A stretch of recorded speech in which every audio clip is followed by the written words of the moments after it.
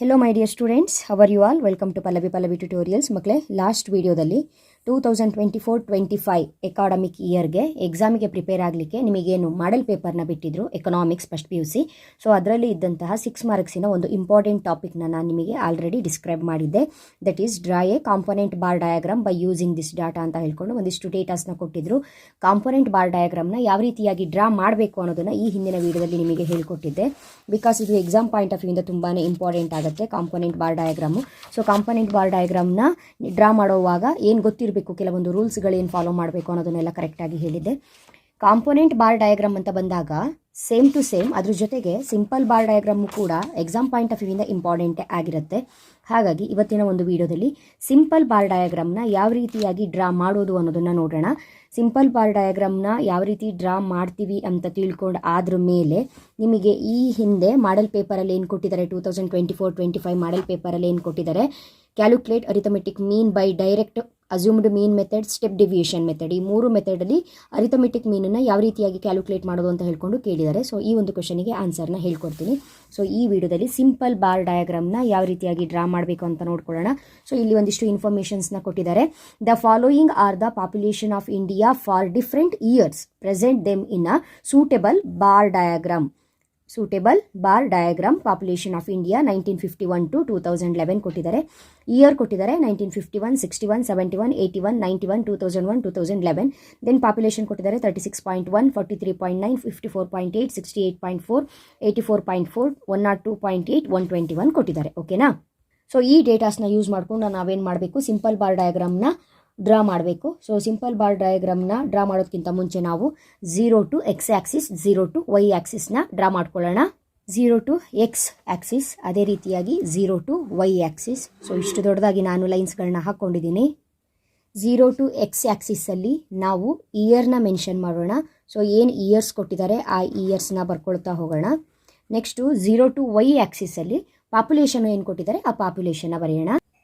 Okay ಮಕ್ಕಳೇ, ಈಗ ನಾವು 0 to x ಆಕ್ಸಿಸಲ್ಲಿ ಇಯರ್ಸ್ನ ತೊಗೊಂಡ್ವಿ, 0 to y ಆಕ್ಸಿಸಲ್ಲಿ ಪಾಪ್ಯುಲೇಷನ್ನ ನಾವು ಮಾರ್ಕ್ ಮಾಡಬೇಕು. ಪಾಪ್ಯುಲೇಷನ್ನ ಮಾರ್ಕ್ ಮಾಡಬೇಕು ಅಂತ ಹೇಳಿದ್ರೆ ಲೋಯೆಸ್ಟ್ ಎಷ್ಟಿದೆ ನೋಡ್ಕೊಳ್ಳಿ, 36 ಇದೆ. ಹೈಯೆಸ್ಟು 121 ಇದೆ. ಸೊ ಲೋಯೆಸ್ಟು 36, 121 ಅಂತ ಬಂದಾಗ 121 ಮಾರ್ಕ್ ಮಾಡಬೇಕು ಅಂದರೆ 130ವರೆಗೂ ಕೂಡ ನಮಗೆ ಮಾರ್ಕ್ ಆಗಬೇಕಾಗತ್ತೆ. ಮಕ್ಕಳೇ, ನಾವಿಲ್ಲಿ ಪಾಪ್ಯುಲೇಷನ್ನ ಮಾರ್ಕ್ ಮಾಡಬೇಕು ಅಂತ ಹೇಳಿದ್ರೆ ಡೇಟಾ ನೋಡಿದಾಗ 2 ಸೆಂಟಿಮೀಟರ್ಗೆ ತೊಗೊಂಡ್ರೆ ನಮಗೆ ಮಾಡಲಿಕ್ಕೆ ಈಸಿ ಆಗುತ್ತೆ. ಆದರೆ ಇಲ್ಲಿ ಸಾಕಷ್ಟು ಸ್ಪೇಸ್ ಇರೋದ್ರಿಂದ ನಾನೇನು ಮಾಡ್ತಾ ಇದ್ದೀನಿ ಅಂತ ಹೇಳಿದ್ರೆ 0 to 10, 20, 30, 40, 50 ಈ ರೀತಿಯಾಗಿ ಅಪ್ ಟು 130ವರೆಗೆ ತೊಗೊಳ್ತೀನಿ. ಹೈಯೆಸ್ಟ್ ನಮಗೆ 121 ಮಾರ್ಕ್ ಮಾಡಬೇಕಾಗಿರೋದ್ರಿಂದ 130ವರೆಗೆ ತೊಗೊಂಡಿದ್ದೀನಿ. ಸೊ 130ವರೆಗೆ ತೊಗೊಳ್ಬಹುದು. ಇದು ಲೆಂತ್ ಜಾಸ್ತಿ ಇದೆ, ಈ ಶೀಟಲ್ಲಿ ಹಾಕಬಹುದು ಆರಾಮಾಗಿ. ಸೊ ನೀವು 0 to 20, 40, 60, 80, 100, 120, 140 ಹೀಗೂ ಕೂಡ ತೊಗೊಳ್ಬಹುದು. ಇವಾಗ ಫಸ್ಟು 1951ನಲ್ಲಿ 36.1 ಇದೆ. ಕ್ಲೀನಾಗಿ 1 ಸೆಂಟಿಮೀಟರ್ ಗ್ಯಾಪಲ್ಲಿ ಮಾಡ್ತಾ ಹೋಗೋಣ. ಕ್ಲೀನಾಗಿ ಸಿಂಪಲ್ ಬಾರ್ ಡಯಾಗ್ರಾಮ್ ಗೊತ್ತಾಗುತ್ತೆ. ಫಸ್ಟು 1951ಗೆ 36.1 ಇದೆ. ಸೊ ಅದಕ್ಕೆ ಮಾರ್ಕ್ ಮಾಡಿ. First one 36.1. ಇಲ್ಲಿ 30 to 40 ಡಿಫ್ರೆನ್ಸಲ್ಲಿ ಎಕ್ಸಾಕ್ಟ್ ಮಿಡಲ್ಲಿಗೆ 35 ಬರುತ್ತೆ. ಸೊ 35ಅಲ್ಲಿ ಒಂದು ಸ್ವಲ್ಪ ಮೇಲೆ ಅಂದರೆ 36.1 ಬರುತ್ತೆ.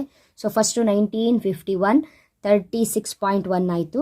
ನೆಕ್ಸ್ಟು 1961ಗೆ 43.9 ಇದೆ. ನೆಕ್ಸ್ಟ್ ಸೆಕೆಂಡು 1961ಗೆ 43.9, ದಟ್ ಮೀನ್ಸ್ 44, ಎಕ್ಸಾಕ್ಟ್ 45ಗೆ ಸ್ವಲ್ಪ ಕೆಳಗೆ ಬರುತ್ತಷ್ಟೇ.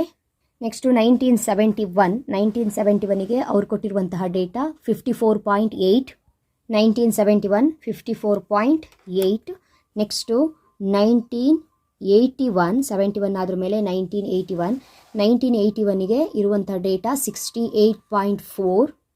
ನೆಕ್ಸ್ಟು 1981ಗೆ 68.4 ಇದೆ. ಹಿಯರ್ 68.4 ಅಂತ ಹೇಳಿದ್ರೆ ಕರೆಕ್ಟಾಗಿ ನೋಡಿ ಇಷ್ಟೇ ಇದೆ. ಇನ್ನೂ ಇಲ್ಲೇನು ಕೂಡ 70ಗೆ ಅದು ಇನ್ನೂ ಕನೆಕ್ಟ್ ಆಗಿಲ್ಲ, ಇನ್ನೂ ಕೂಡ ಇಲ್ಲಿ ಗ್ಯಾಪ್ ಇದೆ, ಕಾಣಿಸ್ತಾ ಇದೆ ಅಲ್ಲ.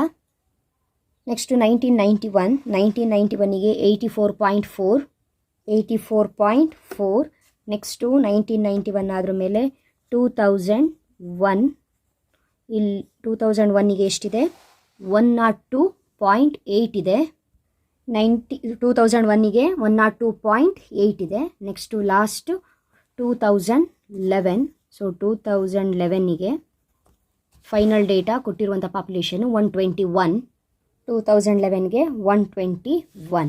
ಸೊ ಇದಿಷ್ಟು ಕೂಡ ಕರೆಕ್ಟಾಗಿ ಮಾರ್ಕ್ ಮಾಡಾಯ್ತೀಗ. ಯಾವ ಇಯರಲ್ಲಿ ಎಷ್ಟು ಪಾಪ್ಯುಲೇಷನ್ ಇದೆ ಅಂತ ನೋಡಿಕೊಂಡು ಕರೆಕ್ಟಾಗಿ ಆ ಪಾಪ್ಯುಲೇಷನ್ಗೆ ಮಾರ್ಕ್ ಮಾಡ್ತಾ ಹೋದ್ರಾಯಿತು. ಸೊ ಒಂದು ವಿಚಾರ ಅಂದರೆ ನಾನು ಇಲ್ಲಿ 0 to 10, 20 ಈ ರೀತಿ ತೊಗೊಂಡಿದ್ದೀನಿ. ನೀವು 20, 40, 20 ಗ್ಯಾಪಲ್ಲಿ ತೊಗೊಳ್ಬಹುದು. ನೆಕ್ಸ್ಟ್ ಇಲ್ಲಿ ಬರೀರಿ, ಹಿಯರ್ ಕಾಲಮ್ ಏನು ತೋರಿಸುತ್ತೆ, ಪಾಪ್ಯುಲೇಷನ್. ಸೊ ಪಾಪ್ಯುಲೇಷನ್ ಅಂತ ಬರೀರಿ. Next 0 to x axis, 0 to x axis, 0 to y Axis. Here ನಾನು 0 to x ಆಕ್ಸಿಸ್ ಟೋಟಲ್ ಆಗಿ ಎಷ್ಟು ತೊಗೊಂಡಿದ್ದೀನಿ, 10 ತೊಗೊಂಡಿದ್ದೀನಿ ಅಲ್ವಾ. 10 ಗ್ಯಾಪ್ ತೊಗೊಂಡಿದ್ದೀನಿ, 0 to 10 ಈ ರೀತಿ ತೊಗೊಂಡಿದ್ದೀನಿ. ಅಲ್ಲಿಗೆ 10 ಇಯರ್ಸ್ ಗ್ಯಾಪ್ ತೊಗೊಂಡಿದ್ದೀನಿ ನಾನು ಕರೆಕ್ಟಾಗಿ. 1951, 61 ಅಂತ ಹೇಳಿದ್ರೆ 10 ಇಯರ್ಸ್ ಗ್ಯಾಪ್ ತೊಗೊಂಡಿದ್ದೀನಿ. 0 to y ಕೂಡ 0, 10, 20 ಈ ರೀತಿಯೇ 10 ಗ್ಯಾಪೇ ಹೋಗಿದ್ದೀನಿ. ಸೊ ಅಲ್ಲಿಗೆ 10 crores ಲೆಕ್ಕ ತೊಗೊಂಡಿದ್ದೀನಿ. ಬಿಕಾಸ್ ನಾವಿವಾಗ ಪಾಪ್ಯುಲೇಷನ್ ಎಷ್ಟಿದೆ ಅಂತ ನೋಡಿದಾಗ 36.1 crore ಅಂತಲೇ ಹೇಳೋದು ನಾವು. 43.9 crore ಕೋಟಿಯಲ್ಲೇ ನಾವು ಹೇಳ್ತೀವಿ. ಹಾಗಾಗಿ ಇಲ್ಲಿ 10 ಗ್ಯಾಪ್ ತೊಗೊಂಡಿದ್ದೀನಿ ಅಂದರೆ 10 ಕೋಟಿಗೆ ಒಂದೊಂದು ಗ್ಯಾಪ್ ತೊಗೊಂಡಿದ್ದೀನಿ ಮಾರ್ಕ್ ಮಾಡಲಿಕ್ಕೋಸ್ಕರ. ಹಾಗಾಗಿ 10 crores. ಸೊ ಇದಿಷ್ಟು ಬರಿಬೇಕು. ಇದಿಷ್ಟು ಬರೆದ್ರೆ ನಿಮಗೆ ಟೋಟಲ್ ಆಗಿ 4 ಮಾರ್ಕ್ಸು ಸಿಗುತ್ತೆ. ಸಿಂಪಲ್ ಬಾರ್ ಡಯಾಗ್ರಾಮ್ಗೆ 6 ಮಾರ್ಕ್ಸಿಗೆ ಸಿಂಪಲ್ ಬಾರ್ ಡಯಾಗ್ರಾಮ್ ಕೇಳಬಹುದು, ಬಟ್ ಡೌಟು. ಯಾಕಂತ ಹೇಳಿದ್ರೆ ಮಲ್ಟಿಪಲ್ ಬಾರ್ ಡಯಾಗ್ರಾಮು ಸ್ವಲ್ಪ ಬೇರೆ ರೀತಿ ಇರೋದ್ರಿಂದ ಅದನ್ನೇ ಮಾಡಲಿ ಅಂತ ಹೇಳ್ಕೊಂಡು ಅದನ್ನು ಕೂಡ ಕೇಳ್ಬೋದು. ಹಾಗಾಗಿ ಸಿಂಪಲ್ ಬಾರ್ ಡಯಾಗ್ರಾಮ್ ಕೂಡ ನೋಡ್ಕೊಳ್ಳಿ. ಇದ್ರ ಜೊತೆಗೆ ಪೈ ಚಾರ್ಟು ಕೂಡ ತುಂಬಾ ಇಂಪಾರ್ಟೆಂಟ್. ಮುಂದಿನ ವಿಡಿಯೋದಲ್ಲಿ ಮತ್ತೆ ಸಿಗ್ತೀನಿ. ಅಲ್ಲಿವರೆಗೂ ಚೆನ್ನಾಗಿ ಓದ್ಕೊಳ್ಳಿ. Thank you. All the best.